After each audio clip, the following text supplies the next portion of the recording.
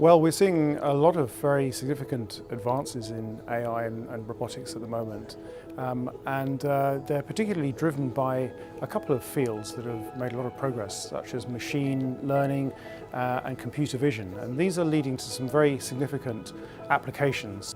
The good news about the way the world of work is changing as a result of robotics is that at best we will get rid of the boring, routine jobs in service industries, just as we have in large measure got rid of the boring, routine jobs on production line. There's potential bad news in that we may create a new drudgery in less skilled jobs if we're not careful. Some people are quite concerned about the prospect of technological unemployment, that jobs are going to be lost as a result of advancing AI technology. And indeed, I think there are some legitimate concerns there. One example is self-driving cars, where there's the potential for drivers to lose their jobs in the future. But at the same time, there's no doubt that new jobs, new kinds of jobs will be created, many of which we can probably hardly imagine at the moment. I actually believe that in the future, bots, whilst they'll be taking over many tasks that humans do, there will be other opportunities that arise, such as things like space exploration and other technologies where there will be a demand for human resources.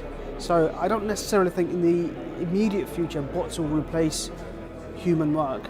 I think a lot of activities that we currently perform might be replaced or changed by the availability of technology to help us or replace certain parts of those. But I think that's a long way from replacing everything that we do. The technologies that have developed very rapidly over the past couple of years are actually quite specific in what they're good at, and there are an enormous number of activities, from filling potholes to delivering social services, that they are a long way, decades and decades away from ever being able to replace. And it's questionable in some cases as to whether they should.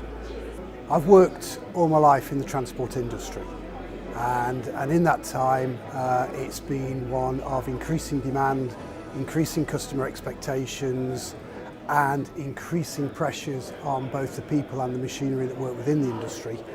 All our predictions are that for the next 20 years that will continue. I think without having technical gains that take the transport industry to another level, we run the risk that it grinds to a halt and the transport system is not able to meet the demands that's going to be placed on it. I think the more interesting question might be, are we going to have to introduce an employment tax on bots so that we don't replace everybody? I think we need to be cognizant that in this evolving economy of bots and artificial intelligence, that we'll see perhaps a greater divide of the middle class, which is something that from a social perspective we need to be aware of.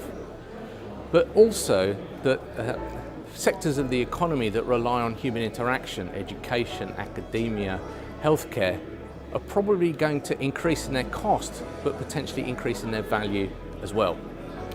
I think the economy will change in that we'll all become much more self-determining about how and where we earn money and the times at which we want to earn money. There'll be less large organisations providing us with the kind of care and benefits packages that we've perhaps been used to in the past. That's a good thing because it means that we can control what we want to do.